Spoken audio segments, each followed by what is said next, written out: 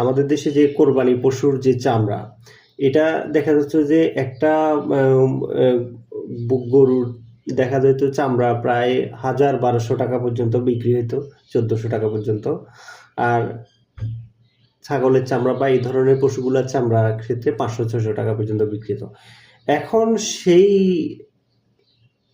রেটটা নেমে এসে গেছে গরুর ১০০-১৫০ টাকা। আর খাসি বা ছাগলের চামড়া তো এখন বিশেষ কোনো মূল্যই নেই। অথচ কোনো এক সময় এই চামড়া শিল্পটাই ছিল বাংলাদেশের বৈদেশিক মুদ্রা অর্জনে রপ্তানির ক্ষেত্রে দ্বিতীয় প্রধান খাত ছিল এই চামড়া শিল্প। অর্থাৎ গার্মেন্টসের শিল্পের পরেই ছিল চামড়া শিল্প দ্বিতীয় প্রধান রপ্তানি খাত।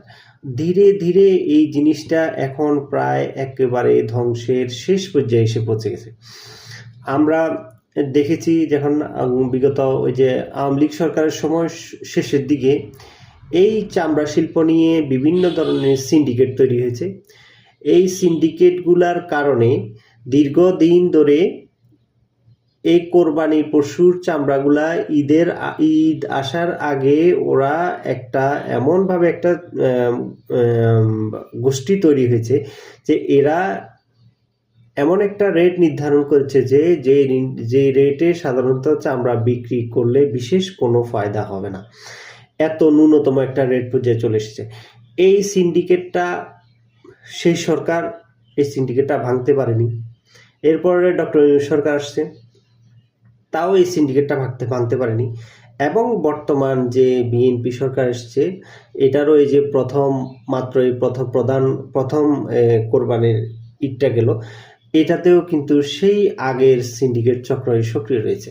তো এভাবেই যদি চলতে থাকে তাহলে এই চামড়া শিল্পটা তো একদিকে ধীরে ধীরে বাইরের দেশে রপ্তানিটা কমে যাচ্ছে। এটার কারণ হচ্ছে আন্তর্জাতিক বিভিন্ন যে মান নিয়ন্ত্রক সংস্থা, এদের কোনো সার্টিফিকেশন নেই।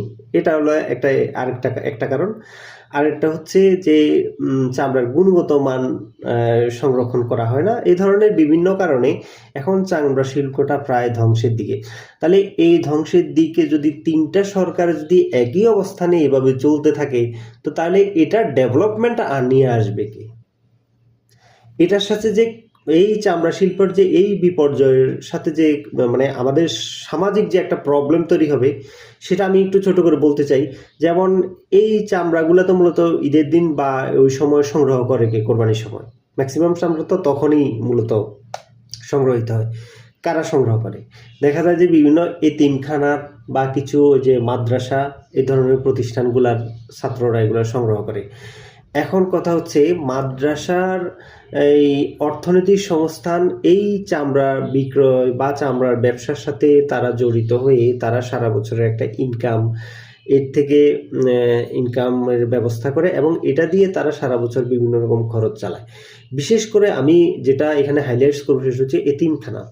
এই এতিমখানাগুলার যে সারা বছর খাওয়া থাকার যে বাচ্চাদের এদের এই ভরণ পোষণের বিশাল একটা সংস্থান হতো এই চামড়া শিল্প থেকে। এখন সেটা কিন্তু অনেকটা বিপর্যয়ের পথে। তাহলে দেখা যাচ্ছে যে ওই দিক দিয়ে ওই এতিমখানাগুলো অর্থনৈতিকভাবে দুর্বল হয়ে যাবে। আর কিছু মাদ্রাসা আছে যেগুলাতে বাচ্চারা স্বল্প মূল্যে বা বিনামূল্যে পড়ালেখা করতে পারতো, সেই প্রতিষ্ঠানগুলো দুর্বল হয়ে যাবে। মূলত এটা তো আর এক দুইটা না, অন্তত দেশে হাজার হাজার বা লক্ষ লক্ষ প্রতিষ্ঠান আছে এই ধরনের ইনকামগুলোর কারণে। তাই আমি মনে করি সরকারকে দ্রুত এই বিষয়ে একটা ব্যবস্থা গ্রহণ করা উচিত। এভাবে তো চলতে পারেন যে তিনটা সরকার চলে গেছে, সিন্ডিকেটগুলো ভাঙা যাচ্ছে না, বা বাইরের দেশে যে চামড়ার একটা চাহিদা আছে, চামড়ার চাহিদা কিন্তু চামড়া শিল্পের চাহিদা বা চামড়াজাত পণ্যের চাহিদা কিন্তু ওই হারে বিশ্বে কমে নাই।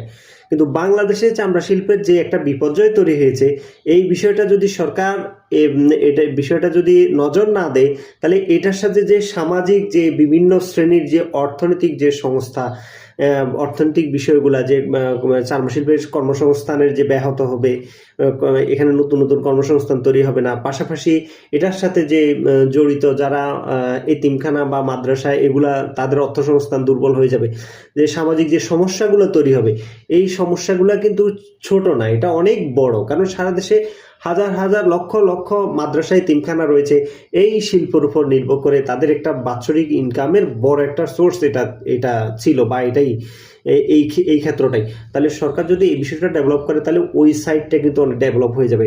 সরকার নিজেকে ওইভাবে মাদ্রাসায় বা তারপর হচ্ছে এই তিনখানাগুলোতে অর্থ সংস্থান করতে হবে না, বা সরকারের ওই ধরনের ক্যাপাবিলিটিও নাই।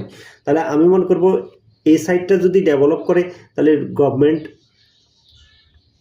আর্থসামাজিক খাতে অনেক উন্নতি লাভ করতে পারবে। ধন্যবাদ।